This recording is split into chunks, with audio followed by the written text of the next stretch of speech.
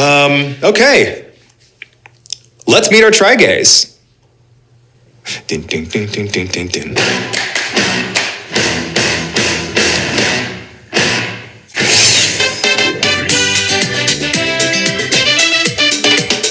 They will be dressing like Eugene.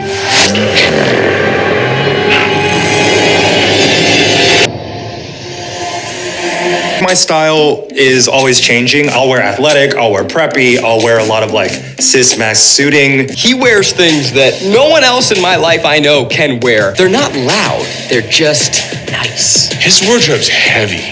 It's like a good painting. Each thing on its own, you'd be like, oh, that's very normal. What's all together? It's beautiful. I may have made a terrible mistake, but I look hot. I love high heels. I think they look fabulous on women. I think they look pretty damn good on men. Today we are going to be doing a queer fashion makeover. Wow! Every child and adult should have a chance to figure out who they are. Gay bro. Yeah, just being a bro. Gay bro. Fashion and style and personal expression is a huge part of queer identities. Today, when a trend happens, you immediately know it happens because of the internet. We didn't have that in the 2000s. I was kind of dressing in whatever I thought was stylish, which was highly dominated by a lot of Justin Timberlake going solo. I look back at my photos and I'm like, kill it with fire. I did not look cool. I wore a lot of scarves on t-shirts, a lot of man jewelry. One ring, one bracelet, dog tags. Dog tags were huge. We were all nerds in high school, and I think in the end, we just want to look cool. On the night of Monday, September 13th, 2021, at the Metropolitan Museum of Art, you might have seen me looking like this. But what you didn't see behind the scenes was me feeling a bit more like this. It looks perfect. Does it, David? Yeah, no, I'm not even kidding you. No, I feel terrible. Am I ever finally gonna be happy?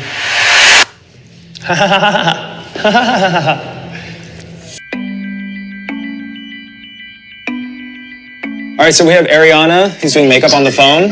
Hi, guys. Yeah. And then David, hairstylist extraordinaire. Farron is handling all the wardrobe. As is apparent with any type of queer expression, the styling is one of the most important things. And I really want to send a lot of strong messaging through the way that I look and the way that the other characters look. Everything that I see is that every gay person has a great fashion sense. You know, that's not all the way true. It is certainly a stereotype that all gay men are fashionable. Yeah. Yeah, or even care about fashion. Because it wasn't like our parents were raising us as gay men. Right. Can you imagine? They'd be like, yeah, you're gay, so get ready. Here's like a whole book on Coco Chanel. Right. If only. I think fashion, in particular for the queer community, is so much more of a statement.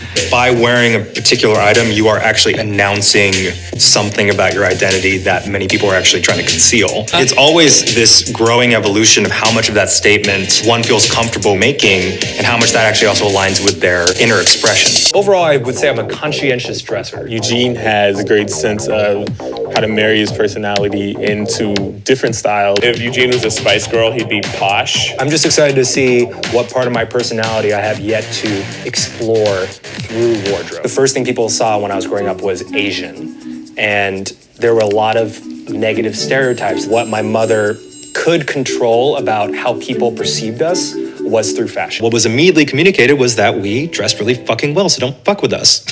And that first impression gave us a baseline of respect. I remember when I told my mom that I wanted to wear those, oversized Dragon Ball Z shirts and Jinkos, she refused, saying, and I quote, "You can't look like an Asian nerd because people would target me more. I was already getting pushed around." I didn't get it at the time, but I sort of do now, because even if you don't want to admit it, the way you present yourself through fashion speaks volumes before you even open your mouth. My thing was, as proud of a gay man as I am, I fit in with all of you.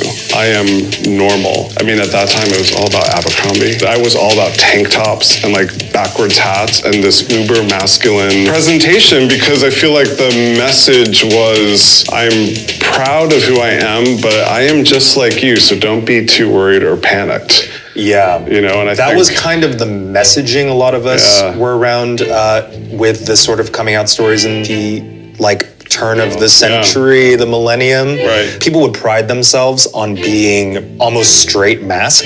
Totally. And I think that anything that felt more feminine, you're pressured to be in a mold that was very traditionally cis het mask. Yes, I'm gay, but I am going to show you I am such a man. Have you seen that change a lot over the past I have absolutely seen that change a lot, which I think is part of the reason why I'm here today, is because I feel like I look at many younger queer people with complete admiration, because I feel like now you're using your clothes to let the world know you're queer. Yeah. The style I'm kind of looking for is more androgynous queer fashion, as we see. Rainbow flags, right on. I wanted to have possibly more of a masculine clothing type, but have like makeup and hair. With her look, we are going all the way.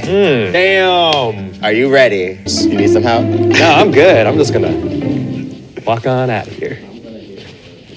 I don't like Christmas, but I do like unwrapping stilettos. High heels for me are just a part of fashion. My heels for tonight are actually called dagger pumps because the stiletto is so tall, they'll motherfucking kill you. Yeah, I can't even stand on my toes as high as these. Oh, shit. Maybe this was a mistake. Ow! What do you think is gonna happen? They're fucking daggers.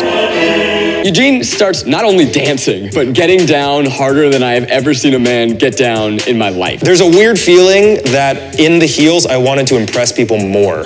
So when I was challenged to dance, I motherfucking danced. He's wearing literal daggers. And it did not feel good. What is happening?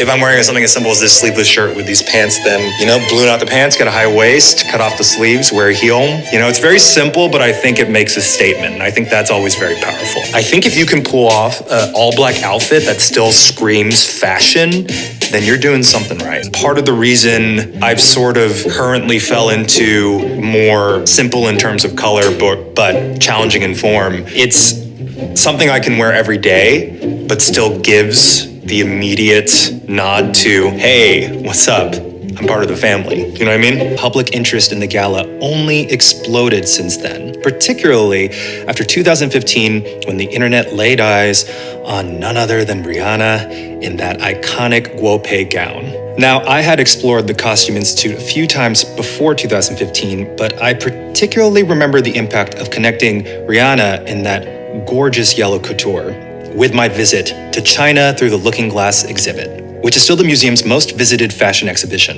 The intrigue generated by the gala both inspired more people to learn about art history, while also bringing up some crucial and controversial questions about the subject matter. And that's what great art does. It creates a conversation that challenges our cultural perception. And my argument for the Met Gala's relevance is that it makes millions more people aware of the dialogue that typically was reserved for the elite. Anyway, I'd recommend that even if you're not into the gala side of all this, the Met side definitely deserves your attention should you ever be in New York. The idea of viewing fashion through an artistic and historical lens is a relatively new concept in the fine art world, and I think it's fascinating to consider that what we wear and the pieces we critique and make hilarious memes out of today will serve as important markers of the times, just as much as any painting or sculpture. We were Catholic. Basically, I was raised to think that I was going to get married and have kids, and well, I ended up getting married to a man.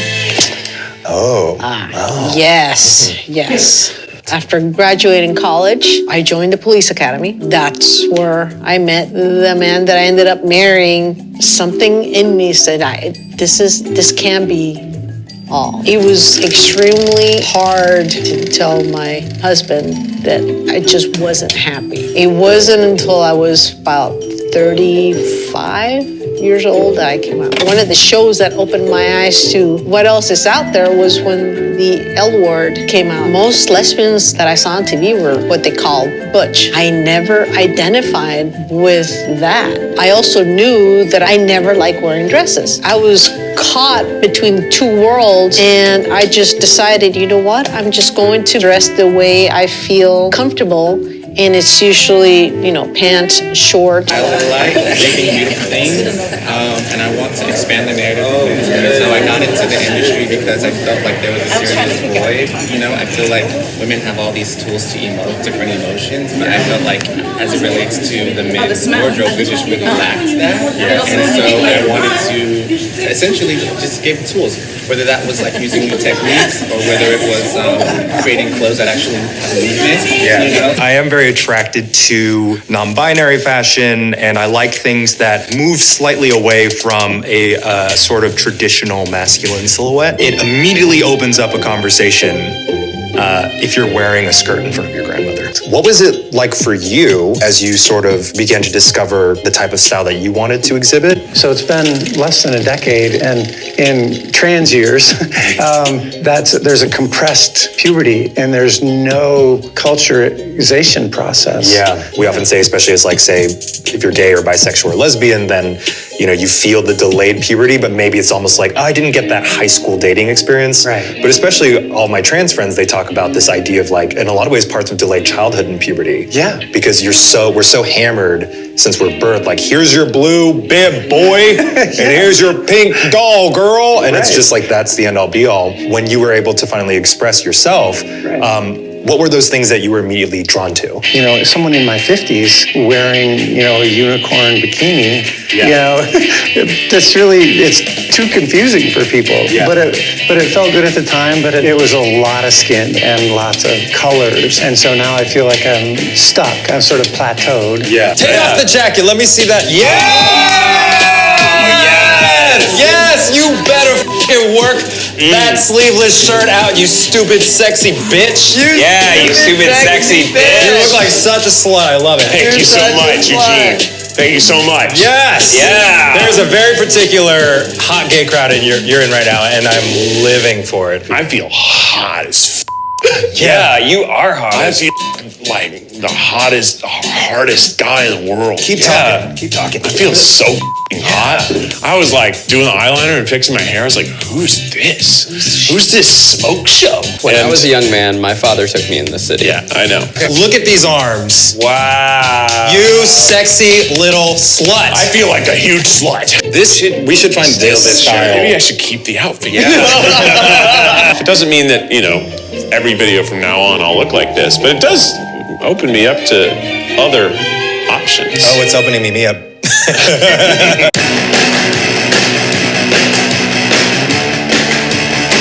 I'm like what a musical theater director thinks a thug should look like. Get out of my bar! We drink here. We've been drinking here for 10 years. You get out, sir. Coming in here like that.